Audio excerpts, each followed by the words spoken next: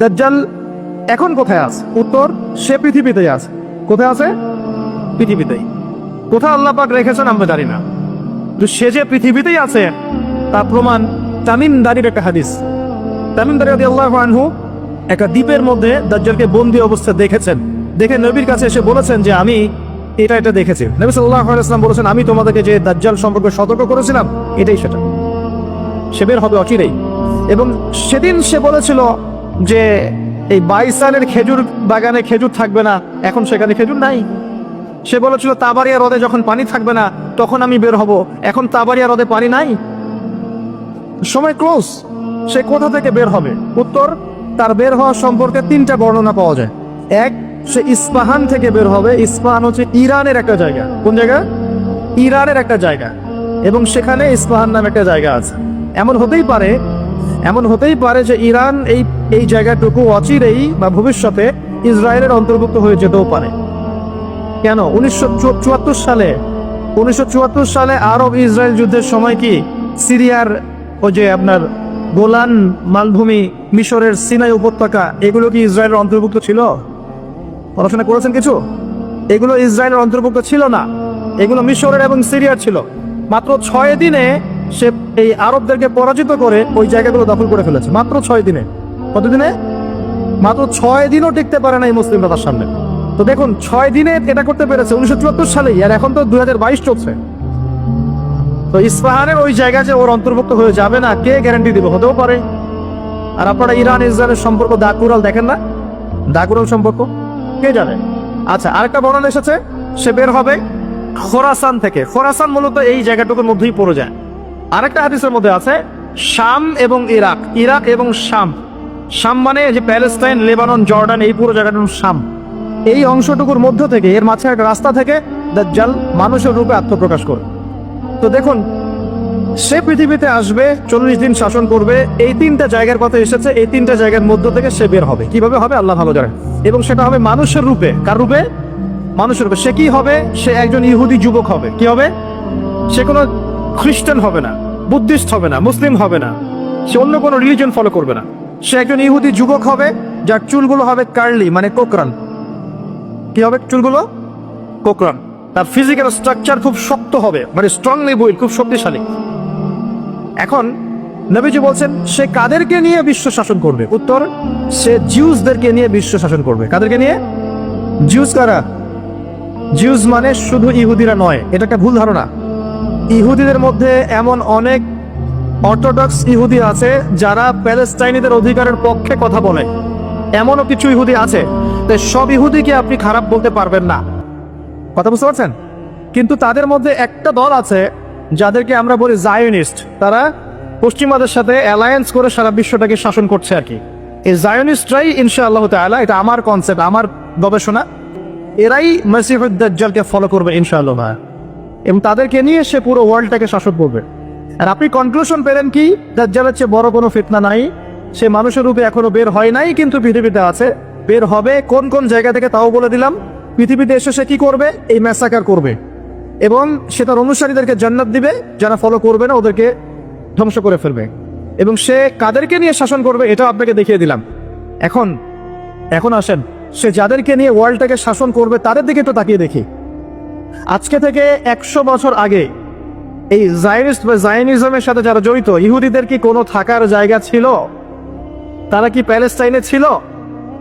তাদের কি পরনে পোশাক ছিল? তারা কি সেখান থেকে প্যালেস্টাইনিদেরকে বহিষ্কার করতে পেরেছিল? 100 বছর না, আমি আপনাকে 2000 বছরের কথা বলছি। কত বছর? 2000 বছর পর্যন্ত তারা সেখানে প্রবেশ করতে পারে নাই। আর রাসূল সাল্লাল্লাহু আলাইহি ওয়াসাল্লামের জামানা, তারপর আবু বকর সিদ্দিক, তারপর ওমর, তারপর উসমান, তারপর আলী রাদিয়াল্লাহু আনহুম, তারপর উমাইয়াদের প্রায় 90 বছর, আব্বাসীয়দের 500 বছর, ফাতেমিদের খেলাফত, কর্ডোভার ইসলামিক খেলাফত, মামলুকদের শাসন, সালাউদ্দিন আইয়ুবী রাহিমাহুল্লাহর সময়, এই মুঘলদের সময়, ওসমানীয়দের সময়, কোন সময় তারা প্যালেস্টাইনে ঢুকতে পারে নাই। 1914-এ যখন ফার্স্ট ওয়ার্ল্ড ওয়ার হয়েছে, তারপর ব্রিটেন সেখান থেকে চলে গিয়ে ওদেরকে জায়গা করে দিয়েছে। ওইখান থেকে 100 বছর হয়ে গেল তারা সেখানে আরবদের নাকের ডগায় বসে পুরো আরবদেরকে না, পুরো বিশ্বকে শাসন করছে। দাজ্জালকে আপনি দেখেননি, তার অনুসারীদেরকে আপনি দেখেন। তাদের অবস্থা এখন কি? জি বলছি, যাদের থাকার জায়গা ছিল না, খাবার ছিল না, পানি ছিল না, কোনো সার্বভৌমত্ব ছিল না, কোনো রাষ্ট্র ছিল না, তারা এখন পুরো বিশ্বে শক্তিশালী। শুধু তাই নয়, যারা মিলিটারি অ্যাফেয়ার্স সম্পর্কে জানেন, যারা পলিটিক্স করেন, যারা আপনার অর্থনীতি বোঝেন, তারা আমার কথা বুঝবেন, অন্যরা হয়তো বুঝবে না। তারা সেখান থেকে সারা ওয়ার্ল্ডের ব্যাংকিং সিস্টেমগুলো নিয়ন্ত্রণ করে ফেলেছে। আপনি ওদের বাইরে যেতেই পারবেন না, এবং তারা ওদের ব্যাংকিং সিস্টেম দিয়ে সারা ওয়ার্ল্ডকে সুদখোর বানিয়েছে। সুদ ছাড়া কোনো লোন তারা দিবে না। একটা IMF এর লোনের জন্য কত চড়াই উতরাই পার করতে হয় আপনি জানেন না। ইকোনমিক্স পড়েন তাহলে বুঝবেন। এমনি এমনি দিবে না, সুদ ছাড়া তো দিবেই না। আর সুদটা আমাদের শোধ করতে হবে না, শোধ করতে হবে। তো এদের সিস্টেমটাই সুদ ভিত্তিক ইকোনমিক সিস্টেম। ফাইন্যান্সে যান, ফাইন্যান্স, পুরো ওয়ার্ল্ডের যে ফাইন্যান্স গুলো আছে এগুলো ওদের হাতে। মিডিয়াতে যান, সারা ওয়ার্ল্ডের বড় বড় মিডিয়াগুলো ওদের হাতে। আপনি পলিটিক্যাল দর্শনগুলোতে যান, পুরো ওয়ার্ল্ডে যে পলিটিক্যাল সিস্টেমগুলো চলছে এগুলো লঞ্চ ওরাই করেছে। খেলাফা নাই, ওই যে খলিফা খিলাফা এটা বাদ, এখন ওদের দর্শনগুলো চলছে। তারপরে কি, অস্ত্র শস্ত্রের দিকে যান, অস্ত্র শস্ত্র, সারা বিশ্বে যত মারণাস্ত্র, নিউক্লিয়ার ওয়েপেন্স এবং থার্মো নিউক্লিয়ার ওয়েপেন্স সবকিছু এখন ওদের কাছে। কয়টা মুসলিম কান্ট্রির কাছে নিউক্লিয়ার ওয়েপেন্স আছে বলেন? কয়টা মুসলিম কান্ট্রির কাছে আকাশ প্রতিরক্ষার ব্যবস্থা আছে, মিসাইলস আছে? উত্তর কোরিয়ার কাছে থাকলেও দেখা যায় যে তুরস্কের কাছে নাই। দেখবেন যে কি বলবো, চায়না, রাশিয়া ওদের কাছে থাকলেও আমাদের আরব কান্ট্রির কাছে নাই। তো দেখেন, ওয়ার্ল্ডকে এই জায়গা থেকে বোঝেন, বিশৃঙ্খলা করে না। দাজ্জালকে যদি বিশ্ব শাসন করতে হয়, আপনাকে যদি বিশ্ব শাসন করতে হয়, আমাকে যদি বিশ্ব শাসন করতে হয়, তাহলে আমাকে বিশ্বের মিডিয়া, প্রযুক্তি, ফাইন্যান্স, ইকোনমিক্স, পলিটিক্স নিয়ন্ত্রণ করতে হবে কি হবে না? সহজ কথা বলেন, হবে কি হবে না? হবে না? আপনার যদি ইকোনমিক কোনো পাওয়ার না থাকে, ডমিনেন্স না থাকে, আপনি কি সারা ওয়ার্ল্ডের ইকোনমি নিয়ন্ত্রণ করতে পারবেন? শ্রীলঙ্কা কি পারবে সারা বিশ্বের ইকোনমি নিয়ন্ত্রণ করতে? পারবে? বাট USA পারে, কারণ ডলার। কারণ কি? ডলার। বুঝতে পারছেন কথা? এই যে মালদ্বীপ কি পারবে সারা ওয়ার্ল্ডের মিডিয়া নিয়ন্ত্রণ করতে পারবে? পারবে না। বাট ইসরায়েল পারবে, বাট বিকজ ওর কাছে গুগল, অ্যাপল সব ওদের। তার মানে এক কথায়, ওয়ার্ল্ডকে রুল করতে হলে আপনার ওয়ার্ল্ডের বড় বড় জিনিসগুলোকে নিয়ন্ত্রণ করতে হবে না? দাজ্জাল না আসলেও তার অনুসারীরা এগুলো অলরেডি নিয়ন্ত্রণ করে ফেলছে। আমি কি এখন আপনাদেরকে বোঝাতে পারছি যে নূর বা আলো কি জিনিস? নূর অর্জন করলে আপনি এমন কিছু দেখবেন, এমন কিছু বুঝবেন যেটা সবাই বুঝবে না। কিন্তু একজন সাহাবীর নাম বলি, আনাস বিন নাজার। কি নাম? আনাস বিন নাজার রাদিয়াল্লাহু আনহু। তিনি উহুদের যুদ্ধের মাঠে কি করছেন আমি আপনাকে দেখাই। একটা গুজব ছড়িয়ে পড়েছে যে মুশরিকরা মুহাম্মদ সাল্লাল্লাহু আলাইহি ওয়াসাল্লামকে নাকি হত্যা করেছে। নাউজুবিল্লাহ। কারণ উহুদে যুদ্ধে আমাদের নবীর এখানে আঘাত লেগেছে, এই যে ভ্রুর এই নিচে কড়া ঢুকে গেছিল, একটু পায়ের মধ্যে আঘাত পেয়েছিলেন, তারপর দাঁত মোবারক শহীদ হয়ে গিয়েছিল। আব্দুল্লাহ বিন কামিয়া নামে এক লায়নাহুল্লাহ, এক মুশরিক নবীজিকে আঘাত করেছিলেন। ঠিক আছে, একটা গুজব ছড়িয়ে পড়েছিল যে মুশরিকরা মুহাম্মদ সাল্লাল্লাহু আলাইহি ওয়াসাল্লামকে হত্যা করেছে। নাউজুবিল্লাহ। তখন অনেক সাহাবী অস্ত্র ফেলে দিয়ে বসে যান, যে নবী নাই, আমরা যুদ্ধ করে কি করব? কথা বুঝতে পারছেন? তারা হাতে হাত রেখে বসে আছে। এখন এই আনাস বিন নাদর রাদিয়াল্লাহু আনহু তিনি বলছেন, কি হয়েছে তোমাদের, সমস্যা কি? তখন সাহাবীরা বলছেন, মুহাম্মদ সাল্লাল্লাহু আলাইহি ওয়াসাল্লাম তো শহীদ হয়েছেন, ইন্তেকাল করেছেন, আমরা যুদ্ধ করে কি করব? তখন আনাস বিন নাদর রাদিয়াল্লাহু আনহু বলছেন যে মুহাম্মদ সাল্লাল্লাহু আলাইহি ওয়াসাল্লাম যদি নিহত হয়ে থাকেন, তাহলে আমরা আর বেঁচে থেকে কি করব? চলো আমরা যুদ্ধ করে শহীদ হয়ে যাই, আমরা এখানে বেঁচে থেকে কি করব? তখন তিনি ছুটছেন ঘোড়া নিয়ে। আর সাদ বিন মুয়াজ নামে একজন সাহাবী। কোন সাহাবী? সাদ বিন মুয়াজ। এই সাহাবী বলছেন যে তুমি কোথায় ছুটছো? তখন আনাস বিন নাদর রাদিয়াল্লাহু আনহু বলছেন, আল্লাহর কসম করে বলছি, আমি উহুদ পাহাড়ের পিছন থেকে জান্নাতের ঘ্রাণ পাচ্ছি। কে বলছে এই কথা? আনাস বিন নাদর রাদিয়াল্লাহু আনহু। তিনি ছুটে গেলেন, গিয়ে বীর বিক্রমে যুদ্ধ করলেন। পরে তিনি যখন শহীদ হয়েছেন, তার লাশটাকে চেনাই যাচ্ছে না। তার লাশের মধ্যে 80টার বেশি তরবারের আঘাত ছিল। কতটা? পরে হাতের নখ, তার বোন যুদ্ধ শেষে হাতের নখ দেখে তাকে শনাক্ত করেছেন, ইনি আনাস বিন নাদর রাদিয়াল্লাহু আনহু। সবাই সবকিছু দেখবে না, সবাই সবকিছু শুনবে না। আল্লাহ পাক যাদেরকে নূর দিবেন আল্লাহর পক্ষ থেকে, তারা অনেক কিছুই দেখবে যেটা অন্যরা বুঝতে পারবে না। আমি দেখালাম, শেষ সশরীরে এখনো বের হয় নাই, তাতে কি হয়েছে?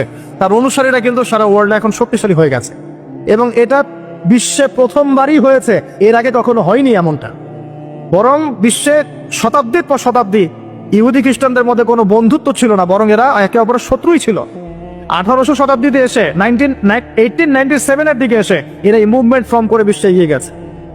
তো ওরা যখন এত শক্তিশালী হয়েছে, আমরা এই সময় কি করছিলাম ভাই? আমরা ওই সময় আমাদের অটোম্যান খেলাফত হারিয়ে বেড়েছিলাম, প্রত্যেকটা মুসলিম কান্ট্রির মধ্যে ফাসাদ লাগিয়ে দেওয়া হয়েছিল, আমাদের আধ্যাত্মিকত্ব কমে গেছে, নামাজ ছেড়ে দিয়েছে অনেকেই, কোরআন থেকে দূরে সরে আসছি, সুন্নাহ থেকে দূরে সরে আসছি। হ্যাঁ, ইখতিলাফি মাসআলাগুলো কিনা আমরা আপোষে তর্কে লিপ্ত আছি, পলিটিক্যালি এবং ধর্মতাত্ত্বিকভাবে আমরা একে অপরের সাথে লড়াই করছি। আমরা আমাদের অরিজিনাল এনিমিদেরকে ফাইন্ড আউট করতে এখনো পারি নাই। আমরা আমাদের জীবনের লক্ষ্যটাই অনেকে বুঝতে পারি নাই, কি কারণে আমরা পৃথিবীতে এসেছি। তো শুধু হালুয়া রুটি আর শ্যামাই খেলে কি হবে? ওয়ার্ল্ড অ্যাফেয়ার্সটা বুঝতে হবে, কোরআন সুন্নাহ দিয়ে আমাকে ডিল করতে হবে। এখন প্রশ্ন হচ্ছে, এই বিষয়টা কি চিরস্থায়ী হবে? উত্তর না। মুসলিমদের উপরে যে ডমিনেন্স এবং আমাদের ব্যাকফুট চলে আসা, এটা কিন্তু চিরস্থায়ী হবে না ইনশাআল্লাহ। ইনশাআল্লাহ তাআলা অচিরে আল্লাহ রাব্বুল আলামিন মুসলিমদের এই দুরবস্থাগুলো কাটিয়ে ফেলবেন ইনশাআল্লাহ। মুসলিমদেরকে আল্লাহ পাক ইমামুল মাহদীর নেতৃত্ব দিবেন, ঈসা ইবনে মারইয়ামকে আল্লাহ পাক আবার পাঠাবেন এবং তাদের হাতে আবারও ইনশাআল্লাহ তাআলা এই প্যালেস্টাইন মুক্ত হবে ইনশাআল্লাহ। শুধু তাই নয়, সেখান থেকে নবী ঈসা ইবনে মারইয়াম সারা বিশ্বে ইসলাম প্রতিষ্ঠা করবেন ইনশাআল্লাহ। যারা তাকে মেনে নিবে তারাও সম্মানিত হবে, যারা ইসলামকে মেনে নিবে সম্মানিত হবে, কোরআনকে মেনে নিবে সম্মানিত হবে, সুন্নাহকে মানবে সম্মানিত হবে ইনশাআল্লাহ। যারা মেনে নিবে আল্লাহ পাক তাদেরকে সম্মানিত করবেন ইনশাআল্লাহ, আর যারা মানবে না আল্লাহ পাক তাদেরকে সরিয়ে দিবেন। আল্লাহর আযাব গজব আসলে কেউ পার পাবে না ইনশাআল্লাহ। এরপর কি? এরপর মানুষ আবারও খারাপ হওয়া শুরু করবে এবং সেই খারাপ মানুষদের সামনেই কিয়ামত হয়ে যাবে। প্রিয় ভাইয়েরা, কোরআন এবং হাদিস পড়ুন এবং বুঝুন। আমাদের করণীয় কতটুকু? আমাদের করণীয় ফিক্স করে নেন। আমাদের করণীয় 1 নাম্বার জ্ঞান অর্জন করা। জ্ঞান নাই, কিছুই করতে পারবো না। আর শুধু একমুখী শিক্ষা যথেষ্ট নয়, আমাদেরকে জেনারেল শিক্ষা অর্জন করতে হবে, ইসলামিক শিক্ষা অর্জন করতে হবে। দুটাকে কম্বিনেশন করে ওয়ার্ল্ডকে ডিল করতে হবে, আদারওয়াইজ সম্ভব না। 2 নাম্বার আমল করতে হবে, শুধু জ্ঞান যথেষ্ট নয়, আমলের প্রয়োজন আছে, জানা অনুযায়ী আমলের প্রয়োজন আছে। 3 নাম্বার রিজিক গুলো হালাল করতে হবে, হারাম রিজিকে যাওয়া যাবে না।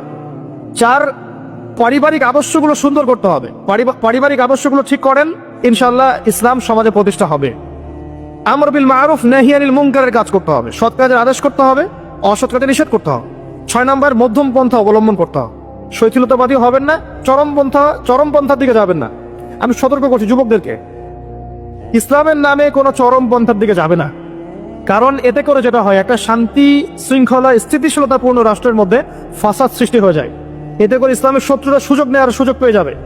আর প্রয়োজন হচ্ছে আমাদের যে প্রতিভা আল্লাহ পাক দিয়েছেন, জান মাল সময় শ্রম কথা কলম অ্যাসোসিয়েশন যেটাই হোক, যতটুকু প্রতিভা আল্লাহ পাক দিয়েছেন এটা দিয়ে ইসলামকে এগিয়ে নেওয়ার চেষ্টা করতে হবে। আপনি লিখতে পারেন লিখেন, বলতে পারেন বলেন, আপনি অ্যাসোসিয়েশন ভালো বোঝেন, একটা ফাউন্ডেশন করেন, সমাজকল্যাণমূলক কাজ করেন, এতিমদের জন্য কিছু করেন, বিধবাদের জন্য কিছু করেন, একটা মসজিদ মাদ্রাসা করেন, একটা ভালো স্কুল কলেজ করেন, এমন কিছু করেন যেটা নিয়ে আপনি ইসলামের কল্যাণে আল্লাহর কাছে আপনার দলিল পেশ করতে পারেন যে আমি দুনিয়াতে থেকে আল্লাহ তোমার দিনের জন্য এতটুকু করে আসতে পেরেছি।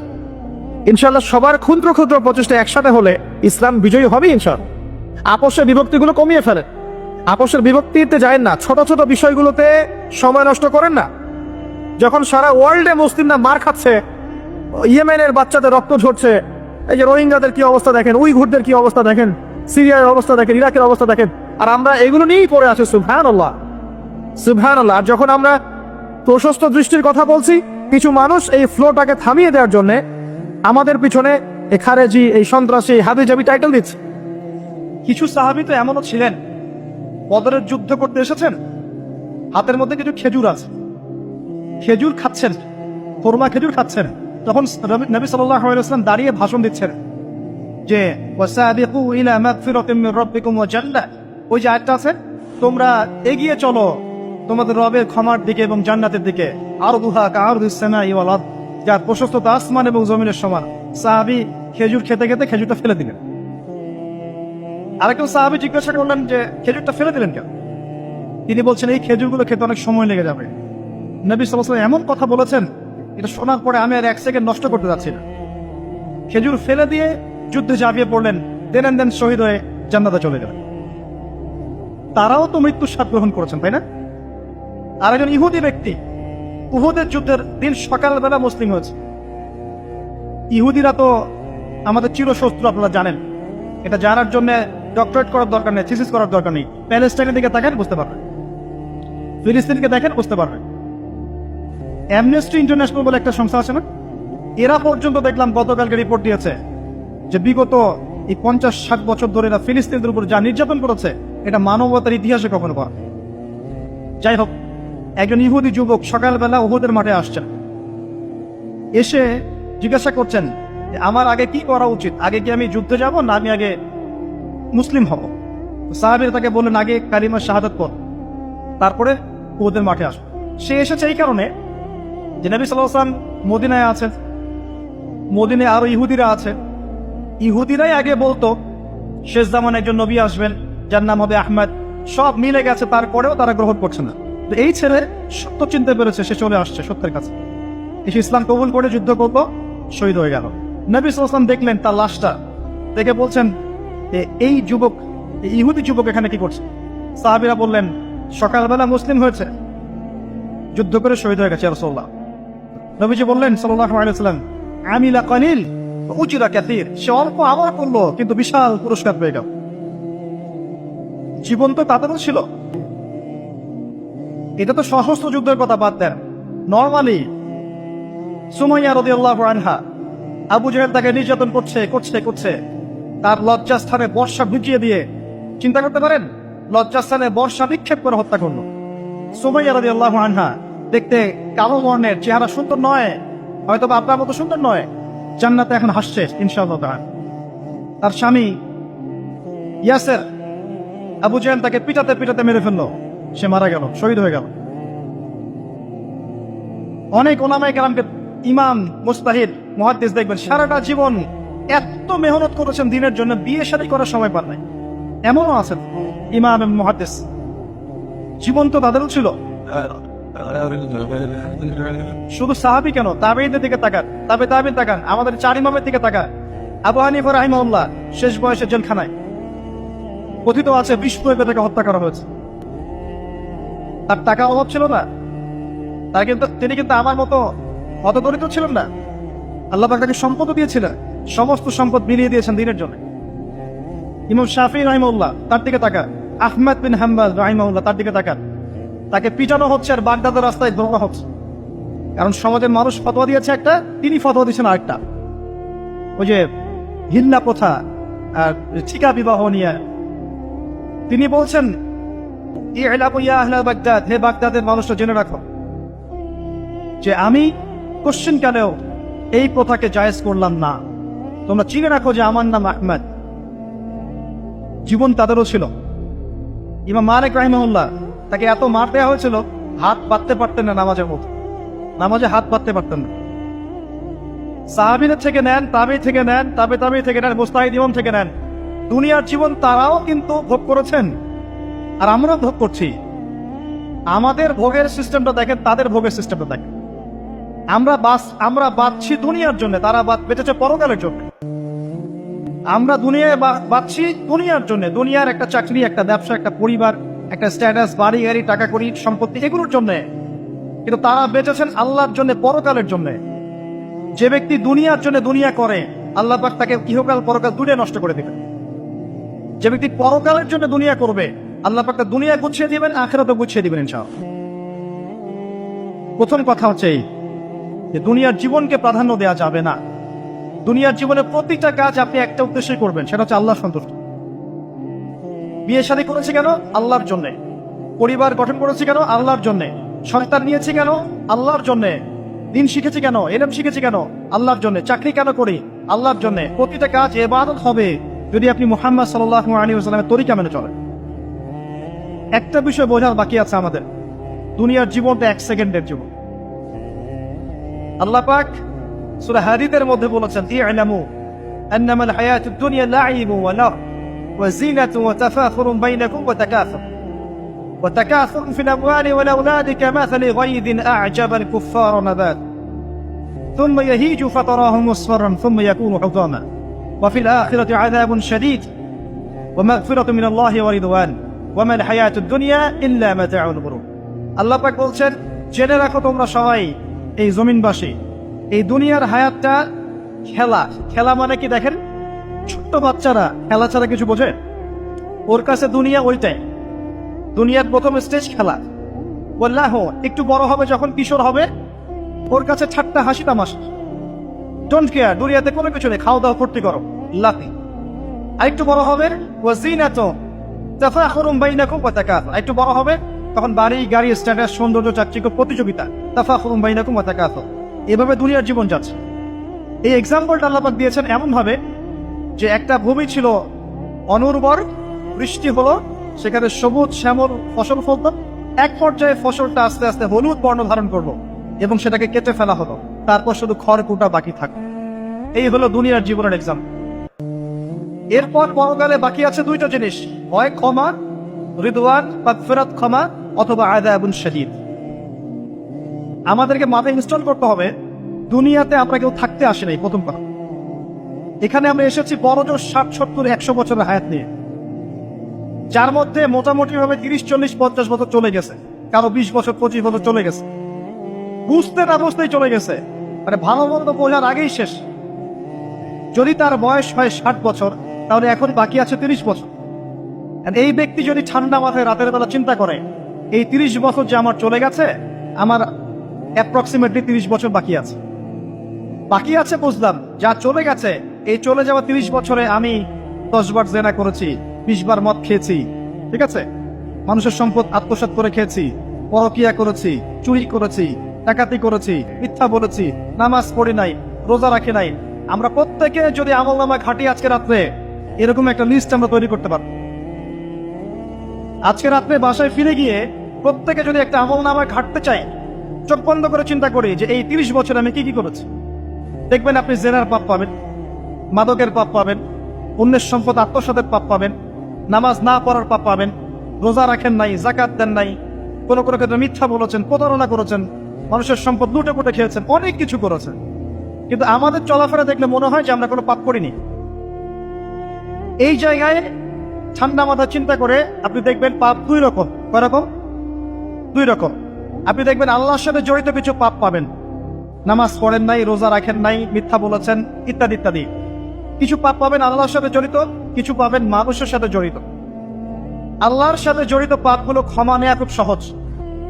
ওযু করে এসে 2 রাকাত নামাজ পড়ে চোখের জল ফেলে দিয়ে, চোখের পানি ফেলে দিয়ে আল্লাহর কাছে হাত তুলে খালি যদি বলে আল্লাহুম্মা আনতা রাব্বি, বলেন আল্লাহুম্মা আনতা রাব্বি লা ইলাহা ইল্লা আনতা খলাকতানি আনা আবদুক ওয়া আনা আলা আহদিক ওয়া ওয়া'দিকা মাসতাতা'তু আউযু বিকা মিন শাররি মা সানা'তু আবুউ লাকা বিনি'মাতিকা আলাইয়া ওয়া আবুউ বিযানবি ফাগফিরলি ফাইন্নাহু লা ইয়াগফিরু যুনুবা ইল্লা আনতা।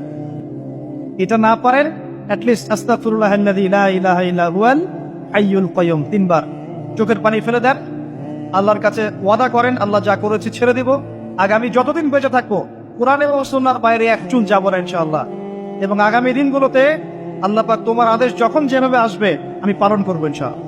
যদি আল্লাহ পাক মনের মধ্যে খুলুসিয়াত দেখেন যে তাওবাতান নাসুহা করছে, মন থেকে তওবা করছে, আল্লাহ পাক আপনার সমস্ত গুনাহগুলোকে নেকিতে কনভার্ট করতে পারে।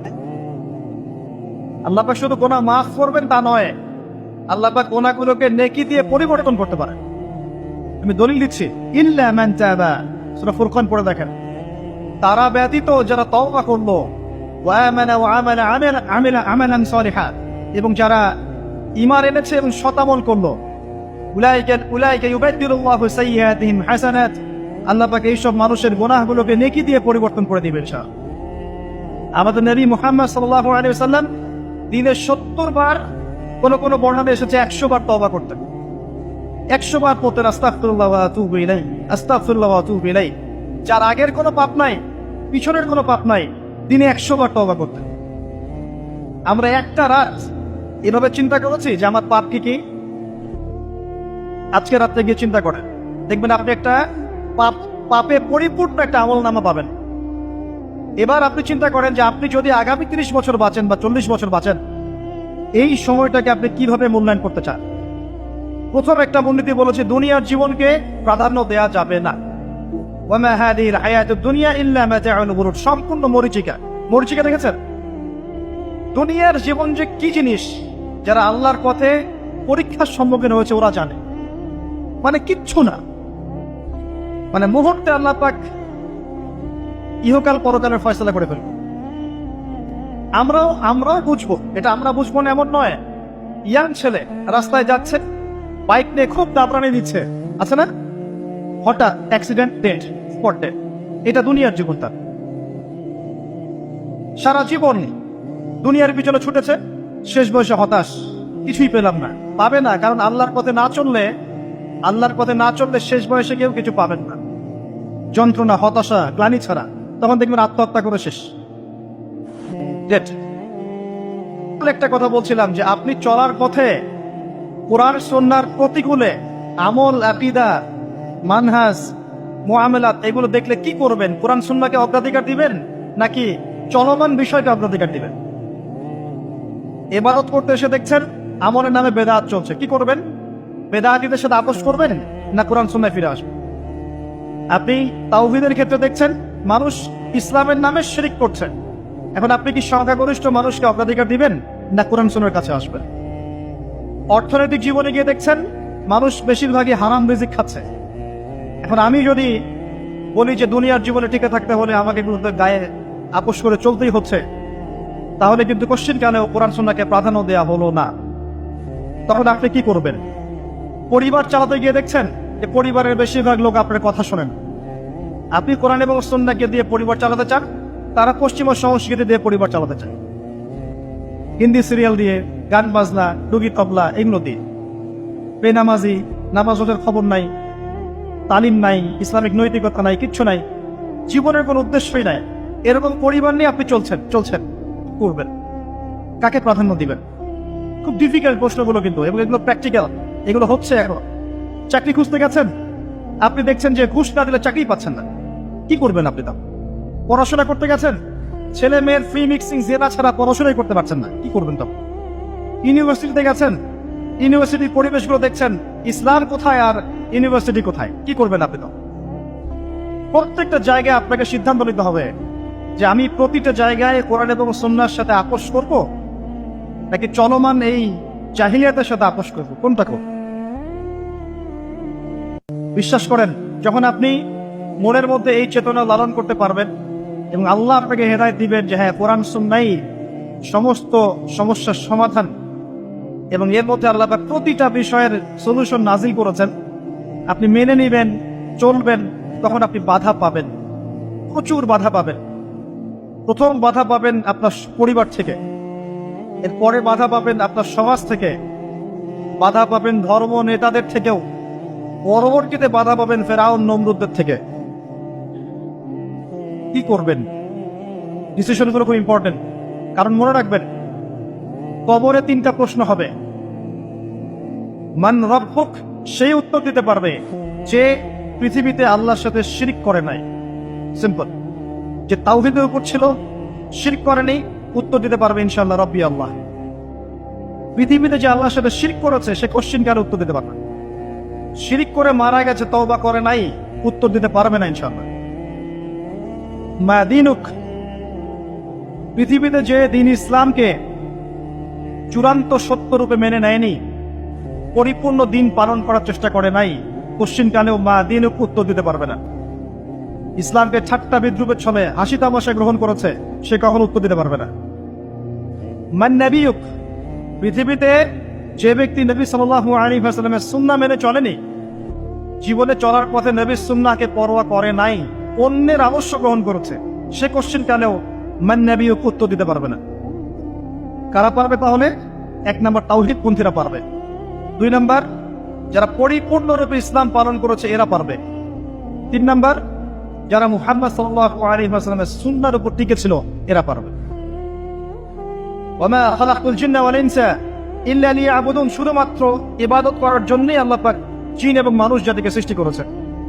আপনাকে আল্লাহ পাক এই হায়াতটা দিয়েছেন, এখন বাকি সময়টা চিন্তা করেন আগামী 30-40 বছর কিভাবে কাটাতে চান। দুনিয়ার জন্য বাঁচবেন না আল্লাহর জন্য বাঁচবেন? যদি আল্লাহর জন্য বাঁচতে চান, সর্বশেষ হেদায়েত আল কোরআন এবং সর্বশেষ নবী মুহাম্মদ সাল্লাল্লাহু আলাইহি ওয়াসাল্লাম, এর বাইরে কিচ্ছু নাই ভাই। সারা দুনিয়ার মানুষ মিলে যদি বলে যে কোরআন সুন্নাহর মধ্যে আছে সুদ হারাম, কিন্তু সুদ হালাল, হালাল হালাল, কোশ্চিন কালে হালাল হবে না। সারা দুনিয়ার মানুষ একটা মাঠে যদি এসে বলে সুদ হালাল, সুদ ভালো, কোশ্চিন কালে হালাল হয়ে যাবে, হারামই থেকে যাবে। সারা দুনিয়ার মানুষ যদি বলে পর্দা করার দরকার নাই, এটা সেকেলে, এটা সেকেলে হয়ে যাবে না, এটা ফরজ থেকে যাবে। কিচ্ছু নাই কোরআন সুন্নাহর বাইরে, কিচ্ছু নাই। যা আছে দেখছেন বোগাস, যার কোনো ভিত্তি নাই, মানুষের মন গড়া প্রবৃত্তির অনুসরণ। এখন আপনি যখন কোরআন এবং সুন্নাহর কাছে আসতে চাইবেন, তখন কিন্তু আপনি চতুর্দিক থেকে বাধা পাবেন। এই পথ চলাটা এত সহজ হবে না। হ্যাঁ, কাদের জন্য সহজ হবে? যারা প্রোটেস্ট্যান্ট মুসলিম হবে। কি মুসলিম? প্রোটেস্ট্যান্ট মুসলিম। এটা কেমন? মানে ওটাও ঠিক এটাও ঠিক, সুদ খেলেও হয় না খেলেও হয়, পর্দা করলেও হয় না করলেও হয়, নামাজ পড়লেও হয়, মাঝে মাঝে সারলেও হয়, যাকাত দিলেও হয় না দিলেও হয়। মডারেট প্রোটেস্ট্যান্ট মানে কোরআন সুন্নাহ যা আছে এগুলো খুব কঠিন মনে হয়, এটা মৌলবাদী মনে হয়, এগুলো মানলে তো এই যুগে চলা যায় না, এগুলো ওই যুগের জন্য। এরকম ভরসা যারা চিন্তা করবে তাদেরকে কষ্ট পেতে হবে না। তারা দেখবেন কষ্ট না করেই দুনিয়ার জীবন কাটিয়ে দিচ্ছে, ওদের কোনো বাধা বিপত্তি আসবে না। আপনি যখন কোরআন সুন্নাহকে আঁকড়ে থাকবেন, কেমন করে আঁকড়ে থাকবেন? মারির দাঁত দিয়ে কামড়ে থাকবেন, নবীজি বলেছেন। মারির দাঁত দিয়ে কামড়াতে বলেছেন, সামনের দাঁত দিয়ে কামড়ালে ছটকে যাবে, টান দিলে ছিঁড়ে যাবে। মারির দাঁতে কামড় দিলে টান দিলে সহজে ছিঁড়বে না। এভাবে থাকলে আপনার বাধা আসবে। এখন আপনার সামনে দেখবেন আপনি কিছু ফিতনা এবং কিছু সলিউশন। আপনি নিয়াত করেছেন যে আপনার যে গুনাহগুলো হয়েছে এগুলো থেকে আপনি তওবা করবেন ইনশাআল্লাহ। আগামী দিনগুলো আপনি কোরআন এবং সুন্নাহ অনুসারে চলবেন। এই কথা শুধু একমত আছেন তো? এখন চলতে গিয়ে দেখবেন যে আপনি কিছু স্পষ্ট বিষয় দেখতে পারবেন যেগুলোর সাথে আসলে কোরআন সুন্নাহর খুব একটা মিল পাওয়া যাবে না। আপনি দেখবেন স্পষ্ট শিরক করছে মুসলিমরা, আপনি দেখবেন স্পষ্ট বেদাত করছে, আপনি দেখবেন হারাম খাচ্ছে। মুসলিম যুবকরা মাদক, পর্নোগ্রাফি, জেনা, ফিমিক্সিং, আপনার জুয়া, ক্যাসিনো, এই যে আপনার টিকটক প্রজন্ম, এগুলো নিয়ে ব্যস্ত আছে।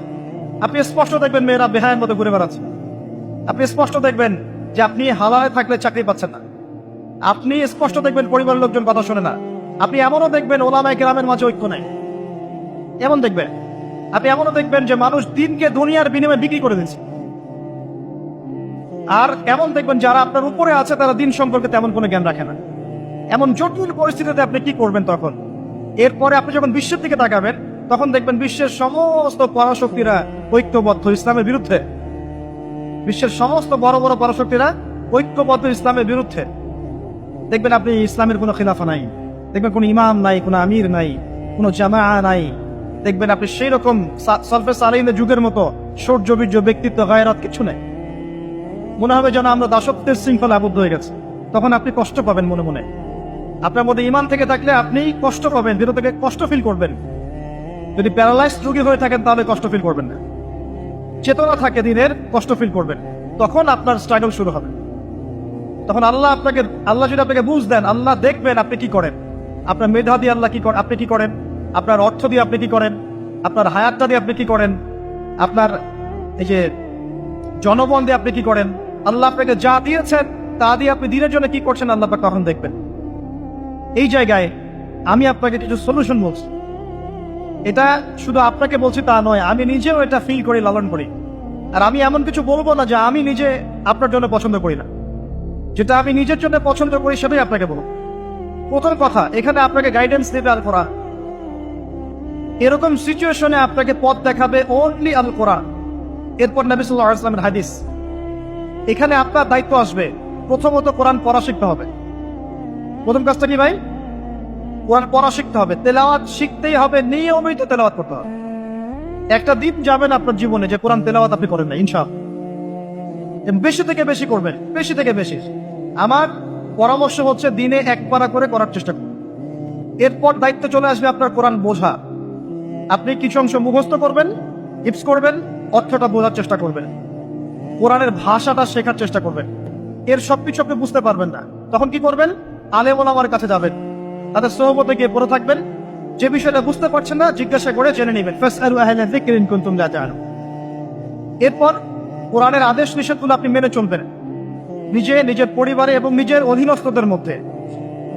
এরপরে আপনি থেমে যাবেন না। কোরআনের দাওয়াত আপনি যতটুকু জানেন এটা মানুষের কাছে প্রচার করবেন, মাদ্রাসা করবেন, মসজিদ আবাদ করবেন, মক্তব চালু করবেন, কোরআনের একটা রেভলিউশন ক্রিয়েট করবেন। কোরআনের জন্য আপনার জান, মাল, অর্থ বিলিয়ে দিবেন। ওই একটা ছোট কাজ দেখবেন পরকালে জান্নাতে যাওয়ার ওসিলা হয়ে গেছেন সব। তারপর আপনি সুন্নতকে পাবেন। ওই সুন্নতের উপরে আপনার 24 ঘন্টাকে সাজাবেন। দিন রাত প্রতিটা আমল আপনি সুন্নাহ অনুযায়ী করার চেষ্টা করবেন। এরপরে গিয়ে আপনার দায়িত্ব আরো বাড়বে। এরপর দায়িত্ব চলে আসবে উম্মাহ কেন্দ্রিক। আপনার তাজকিয়া অর্জন করতে হবে, আত্মশুদ্ধি। আত্মশুদ্ধি অর্জন করতে হলে সবসময় পরকালের ফিকির করতে হয়, মৌতের স্মরণ করতে হয়, বেশি বেশি কোরআন তেলাওয়াত করতে হয়, এতিমের মাথায় হাত বোলাতে হয়, আপনার সাদাকা বেশি বেশি করতে হয়, মাঝে মাঝে রোজা রাখতে হয়। এগুলো করতে থাকলে আল্লাহর জিকির বেশি বেশি করতে হয়, আল্লাহর ধ্যান করতে হয়, আল্লাহকে ডাকতে হয়, দোয়া করতে হয়, আত্মশুদ্ধি অর্জন হয়। একই সাথে আপনার অন্তর থেকে হিংসা, বিদ্বেষ, এই যে গীবত, রিয়া, অহংকার, সমালোচনার সংস্কৃতি দূর করতে হবে। নাই, দিনে কোনো জবরদস্তি নাই। রুশদ মিনাল উপায়, সত্য আর মিথ্যা স্পষ্ট হয়ে গেছে, চাপিয়ে দেওয়ার কিছু নাই। বরং আল্লাহ পাক ধর্ম নিয়ে বাড়াবাড়ি করতেও নিষেধ করেছে, কিন্তু সত্যটাকে উপস্থাপন করতে আল্লাহ পাক শিক্ষা দিয়েছে। একজন খলিফার কাজ কি? ন্যায়ের মানদণ্ডে মানুষের মাঝখানে বিচার ফয়সালা করা, অন্যায় না করা। ওমর রাদিয়াল্লাহু আনহু নিজের ছেলে অন্যায় করার পরেও তাকে নিজ হাতে শাস্তি দিয়েছে। একটা বলবো, ওই যে ঘটনা জানেন, রাত্রেবেলা জনগণের খোঁজ খবর নিতেন তিনি। শুনতে পেলেন যে মায়ের সন্তানরা কান্নাকাটি করছে। জিজ্ঞাসা করলেন কেন কান্নাকাটি করছে সন্তান। তখন এই মহিলা বলছে, সন্তানের মারা বলছে, ওয়াল্লাহি হাদা বাইনি ওয়া বাইনা ওমর, আল্লাহর কসম করে বলছি এটা আমার এবং ওমরের মাঝখানের বিষয়। আমি ওমরের নামে আল্লাহর কাছে নালিশ করব। কি নালিশ করবে? যে ওমরের আমলে আমি না খেয়ে আছি, আমার সন্তান না খেয়ে আছে। কথা বুঝতে পারছেন? এই কথা শোনার সাথে সাথে ওমর রাদিয়াল্লাহু আনহুর বুকে আল্লাহ পাকের ভয় চলে আসে, হৃদয় প্রকম্পিত হলো।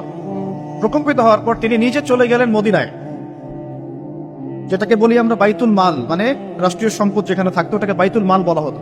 সেখান থেকে একটা আটার বস্তা নিজের কাঁধে উঠিয়েছেন, উঠিয়ে নিজে পায়ে হেঁটে ওই মহিলার বাসায় যাচ্ছেন।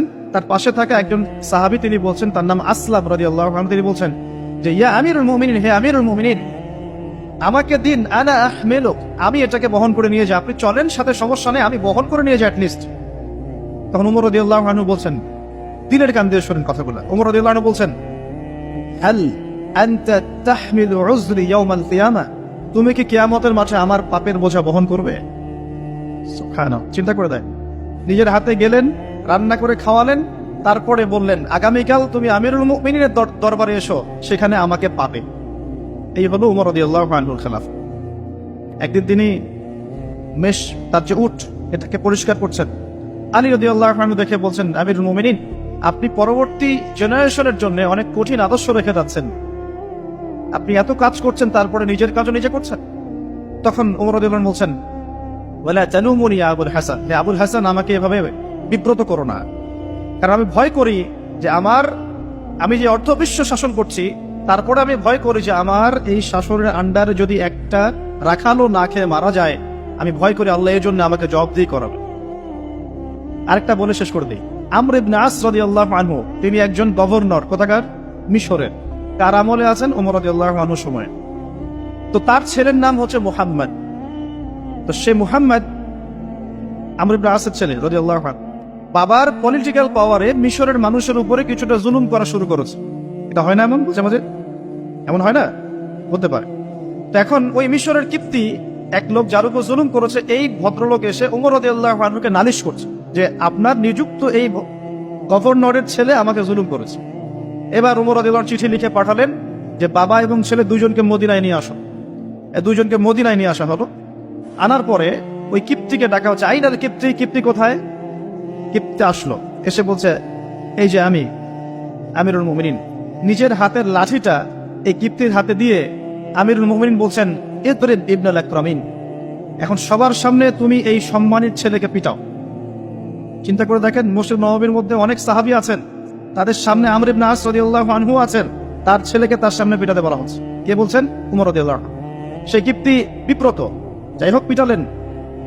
অনেকক্ষণ মারার পরে যখন সে থামলো, তখন ওমর রাদিয়াল্লাহু আনহু বলছেন, হ্যাল শাফাইত, তুমি কি সন্তুষ্ট হয়েছো? বলছে, শাফাইত ওয়া শাফাইত, আমি সন্তুষ্ট হয়েছি এবং তৃপ্তি হয়েছে, আমি ন্যায় বিচার পেয়েছি। আচ্ছা, এবার কি?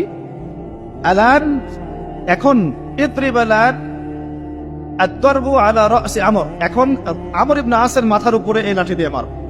ওয়াল্লাহি মা দারাবাকা ইল্লা বিফদলি সুলতানি, আল্লাহর কসম করে বলছি, আমর ইবনে আসের ছেলে তার বাবার পলিটিক্যাল পাওয়ারেই তোমার গায়ে হাত তুলেছে। আমি কি শাসন বোঝাতে পারছি? এরকম শাসকতা আল্লাহ পাক নিষেধ করেন নাই, বরং এই শ্রেণীর শাসক হতে পারলে আরশের ছায়া আল্লাহ পাক ছায়া দিবেন। আল্লাহ পাক বলেছেন তার হাবিবের মাধ্যমে 7 শ্রেণীর মানুষকে আল্লাহ রাব্বুল আলামিন কিয়ামতের মাঠে আরশে আজিমের ছায়া ছায়া দিবে। কয় শ্রেণী?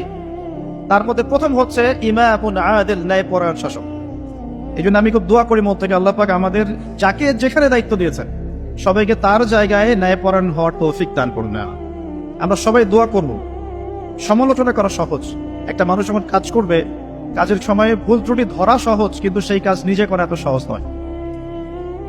আমরা যারা দিনের পথেও চলি দেখবেন সমালোচকের অভাব আছে, অভাব নাই, কিন্তু নিজে একটা বই লিখুক, নিজে একটা লেকচার দেখ, 10 জন মানুষের সামনে দাঁড়িয়ে কথা বলুক, দিনের কিছু ভালো কথা উপস্থাপন করুক, দেখবেন নাই, পারবে না। কিন্তু সমালোচনা করা সহজ, ফেসবুকে বসে বসে 2-4 লেখা সহজ, ফেসবুকে বসে শুয়ে শুয়ে 2-4 লাইন লেখা সহজ, কনস্ট্রাকটিভ কাজ করা এত সহজ নয়।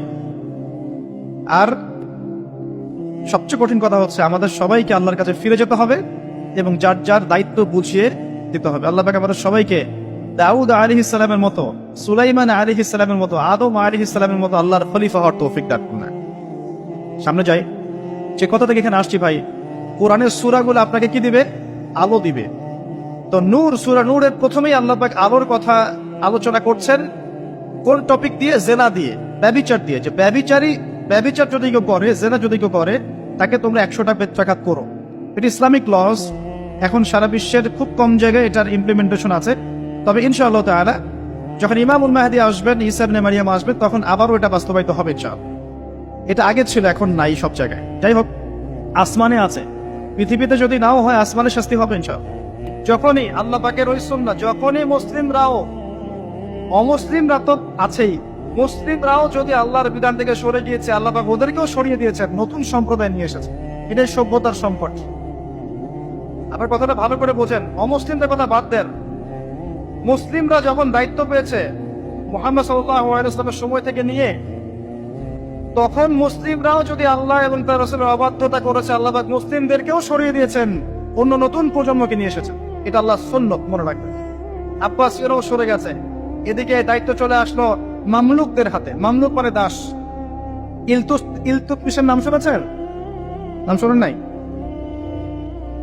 তারা যখন ক্ষমতা নিয়েছেন, কুতুবউদ্দিন আইবেক নাম শোনেন নাই? কুতুব মিনার, তারা মামলুক ছিলেন, তাদের হাতে আল্লাহ পাক ক্ষমতা দিয়েছেন। মিশরের এই মামলুকরা বিশ্ব চালিয়েছে কিছুদিন, কর্ডোভার মুসলিমরা শাসন করেছে কিছুদিন, মাঝখান থেকে ফাতেমিরা খেলাফত নিয়েছিল কিছুদিন। তারপরে যখন চতুর্মুখী ক্রুসেড গুলো হচ্ছিল, ক্রুসেডারদের আক্রমণ বেশি হচ্ছে, মঙ্গোলিয়ানদের আক্রমণ বেশি হচ্ছে, তখন আল্লাহ পাক উসমানীয় খেলাফত নিয়ে এসেছেন। এই যে দেখছেন না কুরুলুস উসমান, দেখেছেন না কুরুলুস? তারপরে যে আর্তুগুল দেখেছেন না? এগুলো হিস্ট্রি পড়বেন। আর্তুগুল গাজীর ছেলে কুরুলুস, কুরুলুস তো বীরত্বের কথা। উসমান গাজী, তার হাত ধরে অটোমান এম্পায়ার প্রতিষ্ঠা হয়েছে। কত বছর শাসন করেছে তারা? কত বছর? তারও বেশি, 600+ তারা শাসন করেছে। এদের মধ্যে প্রথম দিকে শক্তি ছিল, ক্ষমতা ছিল, আস্তে আস্তে এরা দুনিয়া পূজারি হয়, ক্ষমতা চলে যায়। একই সুন্নাহ, সভ্যতার এই টোটাল সংকটের চিত্র একই।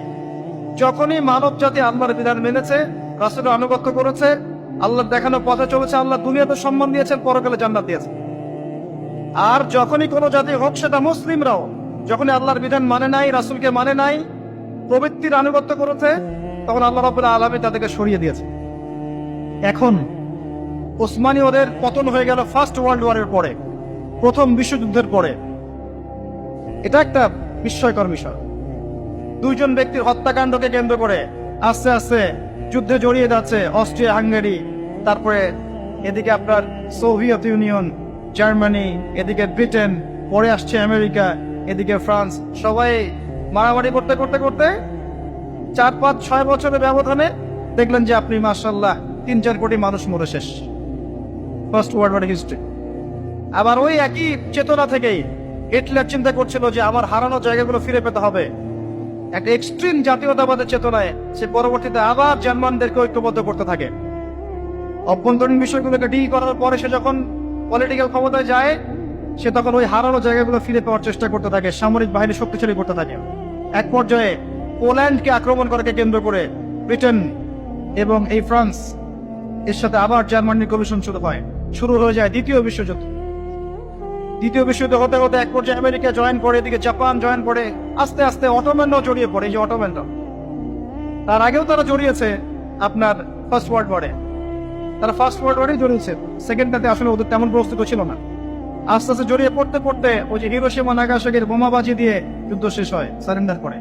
শুরু কোথায় শেষ কোথায়, বিশ্ব দেখলো কিভাবে মানুষ মরলো। আমাদের আলামত ছিল এগুলো, বেশি বেশি মানুষ মারা যাবে, মানুষ জানবে না কি কারণে মারা হচ্ছে আমাকে, আর হত্যাকারীও জানবে না কেন মারছে আমি তাকে। এটাতে আরো প্রায় 7-8 কোটি মানুষ মরে শেষ। আর সামনে আপনাদের অপেক্ষা করছে ইনশাআল্লাহ তাআলা আরেকটা ওয়ার্ল্ড ওয়ার, যেটা হবে ইনশাআল্লাহ আল্লাহু আ'লাম বিস-সাওয়াব, যেটা হবে নিউক্লিয়ার ওয়ার, যার ব্যাপারে হাদিসে এসেছে ইরাকের ফোরাতের সোনাকে কেন্দ্র করে যুদ্ধটা হবে, যেখানে 99% কমব্যাটেন্ট মারা যাবে। প্রতি 100 জনের মধ্যে 99 জন যোদ্ধা এখানে মারা যাবে, 99%। আর ঢাল তলোয়ার দিয়ে যুদ্ধ করলে 99% মানুষ মারা যায়। নিঃসন্দেহে এখানে এমন কোন ওয়েপন্স থাকতে হবে যেটা ম্যাস ডিস্ট্রাকটিভ, নিউক্লিয়ার ওয়েপন্স থাকতে হবে, যেটার সামনে বিশ্ব দাঁড়িয়ে আছে। তবে এই পুরো ঘটনায়, এই অটোম্যানদের পতনের পর থেকে, ফার্স্ট ওয়ার্ল্ড ওয়ারে যখন তারা পতন হয়ে গেল, তারপর থেকে ওয়ার্ল্ডকে রুল করা শুরু করে দিল বড় বড় কিছু পরাশক্তি। যেমন প্রথমে কিছুদিন রুল করেছিল জার্মানি, তারপরে ব্রিটেন, তারপরে আমেরিকা, এখন রুল করতে যাচ্ছে ইসরায়েল। আস্তে আস্তে আস্তে আস্তে সভ্যতা এগিয়ে যাচ্ছে। এবং এই সময় এসে নবী সাল্লাল্লাহু আলাইহি ওয়াসাল্লাম অসংখ্য ফিতনার কথা আপনাকে বলে গেছেন। এই সময়টা আপনি পার করবেন, মানুষ সকালে মুমিন থাকবে, বিকেলে কাফের হয়ে যাবে, বিকেলে মুমিন থাকবে, সকালে কাফের হয়ে যাবে। নগ্নতা বাড়বে, জেনা বাড়বে, ধর্ষণ বাড়বে, হত্যা বাড়বে, পারিবারিক মূল্যবোধের অবক্ষয় ঘটবে। পিতাকে সন্তান হত্যা করবে, সন্তান মাকে হত্যা করবে, ভাই ভাইকে হত্যা করবে, ভাই বোনকে হত্যা করবে, ম্যাসাকার অবস্থা হবে। যত দিন যাবে নবীজি বলেছেন আস্তে আস্তে মানুষের এই ফিতনাগুলো বাড়তে থাকবে। মেয়েদের সংখ্যা বাড়বে, ছেলেরা কমে যাবে, সময় সংক্ষিপ্ত হবে, বেশি বেশি ভূমিকম্প হবে, মহামারী, দুর্যোগ, বন্যা, জলোচ্ছ্বাস বাড়তে থাকবে, পৃথিবীতে কলুষণ বাড়তে থাকবে। যতদিন যাবে সভ্যতা এভাবে সংকটময় অবস্থার দিকে যেতে থাকবে, এবং এমন একটা অবস্থায় গিয়ে দাঁড়াবে যে ওয়ার্ল্ডটা দুভাগে বিভক্ত হয়ে যাবে, একবার মুসলিমদের, আরেকবার অমুসলিমদের। আর আল্লাহ পাক তাদের মাঝেই কলুষণ লাগিয়ে দিবেন, এবং এর মধ্য দিয়ে আল্লাহ পাক সভ্যতাগুলোকে ধ্বংস করে দিবেন ইনশাআল্লাহ আযজা ওয়া জাল। যারা জিও পলিটিক্স বোঝে না, ওদেরকে গিয়ে বলবেন যে ইউক্রেন রাশিয়ার বিষয়টা কি, তারা বলবে ইউক্রেনের উপর আল্লাহর গজব পড়েছে, ব্যাস, দ্যাটস অল। এই পুরো বিষয়গুলোর পিছনে যে একজন কলকাঠি নাড়ছে, এটা তো তারা তাদের ইনসাইটে দেখতে পাচ্ছে না। ফার্স্ট ওয়ার্ল্ড ওয়ারের পরে সবার ক্ষতি হয়েছে, একটা রাষ্ট্রের লাভ হয়েছে। কে তারা? যাদের কোনো ল্যান্ড ছিল না, 2000 বছর উদ্বাস্তুর মতো ঘুরেছে। প্রথম বিশ্বযুদ্ধের পরে এই ওয়ার্ল্ডের সিম্পেথি নিয়ে জেরুজালেম দখল করে ফেলেছে। আমাদের বাদেরকে, বোনদেরকে নির্বিচারে হত্যা করেছে, ধর্ষণ করেছে, ভাইদেরকে বের করে দিয়েছে, আমাদের জমি তারা দখল করে নিয়েছে। ব্যাপারটা অনেকটা এমন যে আমার ঘরে একটা মেহমান এসেছে, দরজা নক করছে, আমি দরজা খুলে দিলাম, বললাম আসেন ভিতরে বসেন, নাস্তা করেন, চা খান। তারপরে সে জোর করে আমাকেই বের করে দিল, দিয়ে দরজা বন্ধ করে দিল। দরজা বন্ধ করে দিয়ে আমি এখন দরজা বাইরে থেকে নক করছি, আমার ঘর আমাকে ফেরত দেন। আর সে বলছে এ হচ্ছে সন্ত্রাসী, আমার ঘর ফেরত চাচ্ছে। সারা ওয়ার্ল্ডের যত মেইন বিষয়গুলো আছে, আপনার পলিটিক্স বলেন, ইকোনমিক্স বলেন, জিও পলিটিক্স বলেন, আপনার ফাইন্যান্স বলেন, মিডিয়া প্রযুক্তি বলেন, অস্ত্র শস্ত্র বলেন, সবকিছু সে নিয়ন্ত্রণ করছে সেই শুরু থেকে। তারপর সেকেন্ড ওয়ার্ল্ড ওয়ারে পরে সে আরো শক্তিশালী হচ্ছে। প্রথমে ব্রিটেনের হাত ধরে, পরে আমেরিকার হাত ধরে। এখন সে তার সর্বোচ্চ শক্তিটা প্রয়োগ করবে ইনশাআল্লাহ দেখে নিয়ে, এবং আস্তে আস্তে সে আরো এত শক্তিশালী একটা জায়গায় আসবে যে তাকে ডমিনেট করা আর কারোর পক্ষে পসিবল হবে। এটা হবে, এবং এরাই তারা যারা মাসিহুদ দাজ্জালকে ফলো করবে, এবং দাজ্জাল সারা বিশ্ব শাসন করবে, কেউ তাকে ঠেকাতে পারবে না। আরে বিগত 70 বছরে যখন তারা এই কাজগুলো করেছে, তখন আমরা কি করছিলাম? আমরা ওই যে একে অপরের ভুল ধরছিলাম, আমরা একে অপরের বিরুদ্ধে নিচ্ছিলাম, একে অপরকে আমরা আন্ডারস্টিমেট করছিলাম, আমরা হালুয়া খাচ্ছিলাম, কিছু কিছু সময় জিলাপি খরমা খাচ্ছিলাম। হ্যাঁ, আমরা একে অপরে কাদা ছোড়াছড়ি করতে করতে সময় নষ্ট করেছি। বিভিন্ন চেতনা স্লোগান দিয়ে দিয়ে আমরা আস্তে আস্তে সময়গুলো নষ্ট করেছি, এবং এই সময়গুলোতে ইসলামের শত্রুরা কত উঁচুতে চলে গেছে আপনি কল্পনা করতে পারেন। এখন সামনে কি? সামনে আগে এগুলোর ফল ভোগ করার জন্য প্রস্তুতি গ্রহণ করা।